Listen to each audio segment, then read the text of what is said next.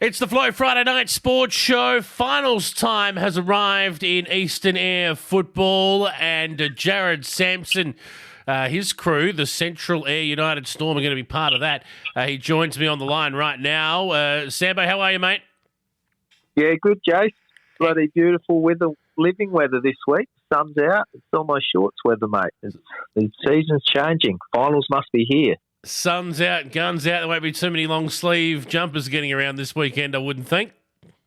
Nah, I think, the next couple of days look nice and sunny, mate. So, yeah, it's definitely got that feels of finals about it when the days get that bit longer. And, yeah, really looking forward to the weekend ahead.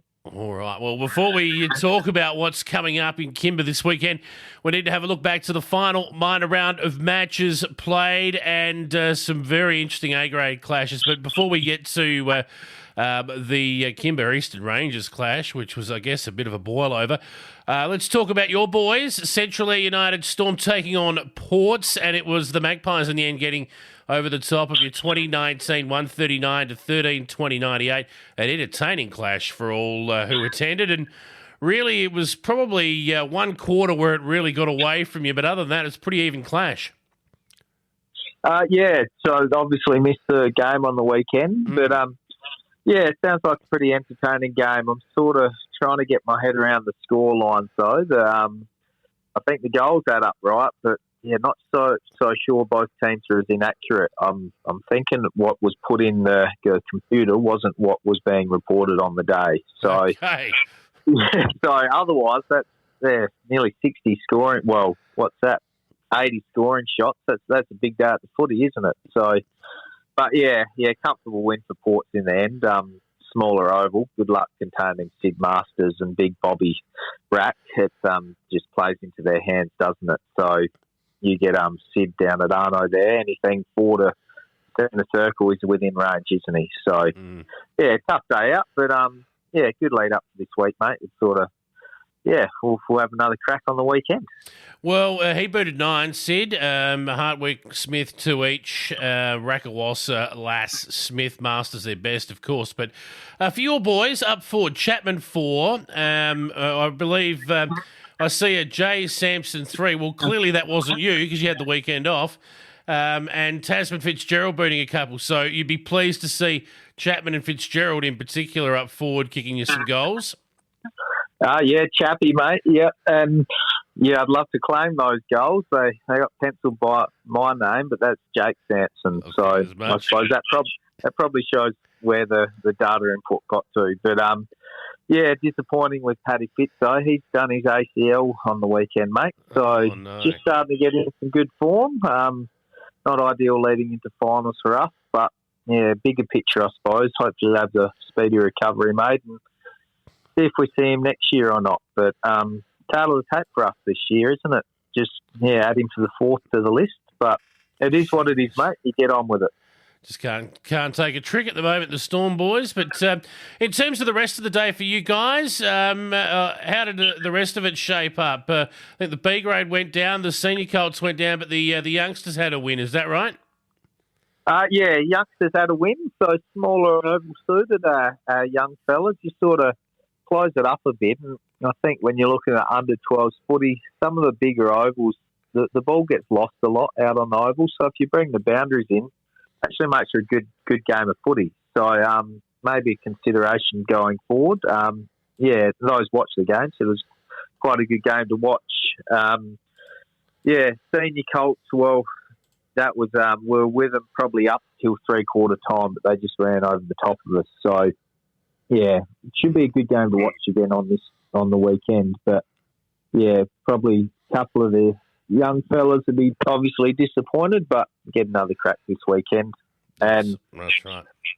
B grade, the depth really showed out on the weekend with plenty of numbers out. We sort of pulled a few up and had a crack, but is what it is, mate. It's pretty for Ports in the end.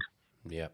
All right, let's have a look at the other A-grade match before we talk about finals to come, and that was, of course, the Eastern Rangers taking on Kimber Districts. And Well, it was the Tigers in the end getting the better of the Eastern Rangers, 9-14-68 to 3-9-27. Maybe a bit of ducks and drakes going on here, but Kimber Districts are in good nick at the right end of the season. Berger Fitzgerald kicking another handful. I think he got 4, in fact. De Clements 2, but a low-scoring clash. I don't think we'll see too much more of that come finals time.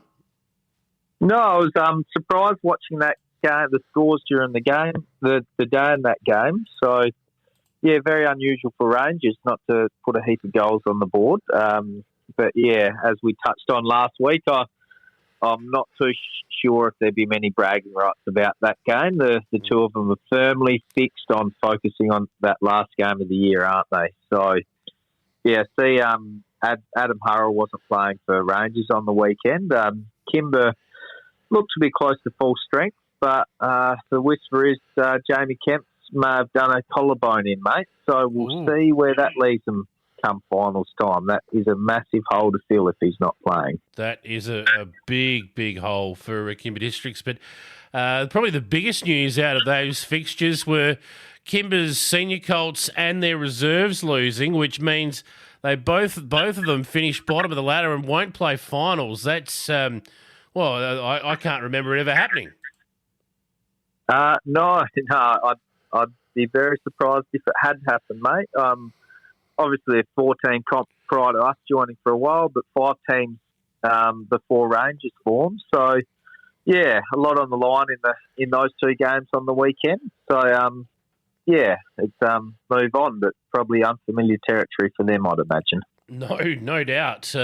Being spectators in the reserves and the B grade would not sit well with the folk in Kimber, I guarantee you that. But let's have a look to the first weekend of finals, and we'll be heading to Kimber. So there'll be a few folk that will be able to work canteens and bars without having to worry about playing. But let's have a look at the fixtures. Now, this, I believe, on Saturday will be the first semi-finals, so the losers' season will be done. Is that right? That's it, mate. It's sort of, drop this weekend and she's game over for the year. All right. We'll fly through the grades, and Centrally United pretty well represented in the first semi-finals. Ports versus Centrally United in the Junior Colts, a repeat of last week, and you had a win, so those lads should go in fairly confident. Hopefully, mate. Back on a bit of a bigger oval, so we'll see how that tests young fellas out. They quite enjoyed that smaller oval on the weekend, but it's been a good hit out these games against Ports all year. So, yeah, hopefully they got a bit of confidence up and they can come home with a win. But, yeah, be a good game to watch to kick the day off. It will be. Get used to seeing Ports versus Centrally United, folks. It's going to happen again in the Senior Colts as well, I believe. And this should be an interesting clash. I know they beat you last week, but have you got any lads coming back into this side?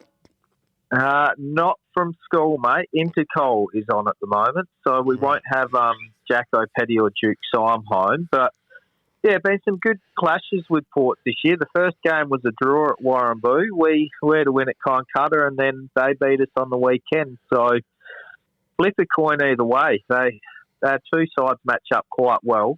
So, yeah, the key will be get on top early and get a score on the board, and hopefully our boys can play with some confidence. And, yeah, Big Deal have raring to go, and, yeah, hopefully they can push through, because if we can get Jacko and Duke back for the prelim, mate, we'll have a fair crack. Just got to get through the first week.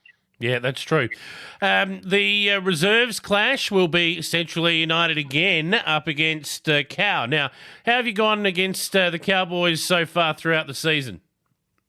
So it's 1-1, mate. We had a win at Woodner, and then they cleaned us up at home. So then obviously missed the last game during COVID. So bit of unknown where we'll be here. We'll see where our depth is with a few guys out, and obviously they've only got the one side in for the day. So yeah, we'll see, mate. If we can get almost full strength side out, we'll have a fair crack.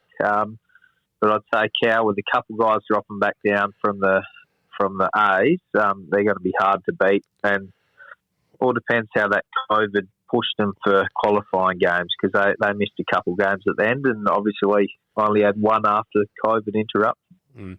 So what is the rule there? Do you run with the top 15 in Eastern Eyre now? How does that work? Oh, that's right, mate. Top 15, and then, you've got to have your 2 games back in the Bs to qualify. Yep. So, it's plenty of ducks and drakes at this time of year, of course, but, it's the rules are there, and you just work with them. So, we'll see how we go. All right, then we got the seniors clash, the A grade, of course. Again, it's Centrally United taking on Ports, and going by last week's clash, one thing's for sure, it'll be entertaining. It's been. We've had 3 good hit outs against them. They've cleaned us up each time, but we've been right in it up till 3/4 time. Just haven't run the game out. So got the confidence there. If we can stick with them, we can have a red hot crack. But just going to see how the toll goes. Losing Paddy up forward leaves a pretty significant hole.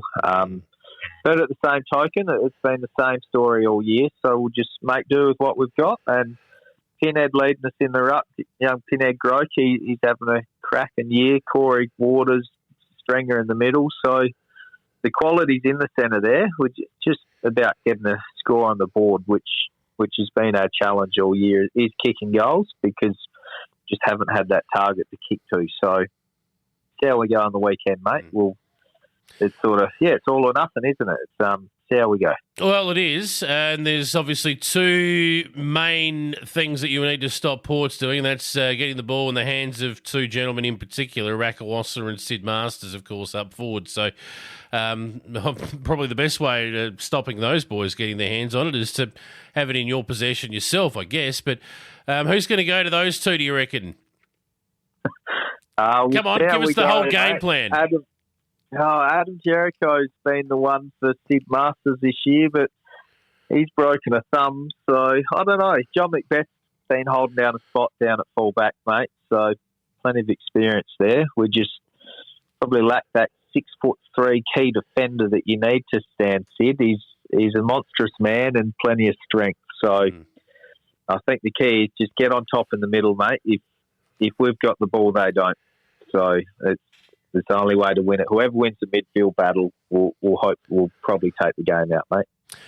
Best matchup for Sid Masters, probably Rakawassa's brother, to be honest. If you could recruit him for the day, but I think he's got other things in mind. But those 2 loom large, obviously, for Centrally United. And for you guys, you've got a few weapons yourself. You mentioned Waters has had a pretty good season, and will be right there when the whips are cracking, I reckon, in the medal count. Corey's there, exceptional season, mate. He's really revelled in a lift of standard of footy in particular. He's has a crack every week. His body's getting pretty sore. I don't know how guys can shear all week and play footy on the weekend, but he's there every weekend. He's tough as nails and as skillful as they get. So his footy's only going to get better as he gets older. So imagine come male medal count day, he'll be one of the contenders, hopefully. Boy, hopefully on Friday the count drops a little bit at least, and he gets a little bit of rest. But not sure the shed that he's shearing out would be happy to see that. I'm sure some of the shed hands would be quite happy if him and his brother just didn't pump out as many, mate. They're exceptional shearers, B-Dub and Corey, and their sporting talent isn't much different. So very talented young men. All right. Well, should be a cracking weekend at Kimber. Obviously, game times are slightly different given now that we're into finals. Is that right? Kick off a fraction earlier with the junior Colts and flows through the day with time on coming in the B grade. So, not significantly different, but slightly earlier kick-off for the day. Sure. All right. Well, all the best to Centrally United. Big weekend, first semi-finals. The club fully represented in every grade. So all the best, Sambo, to you and your crew, and we'll catch up and see how you get on next week on the show. Cheers, mate. Look forward to it. See you next week.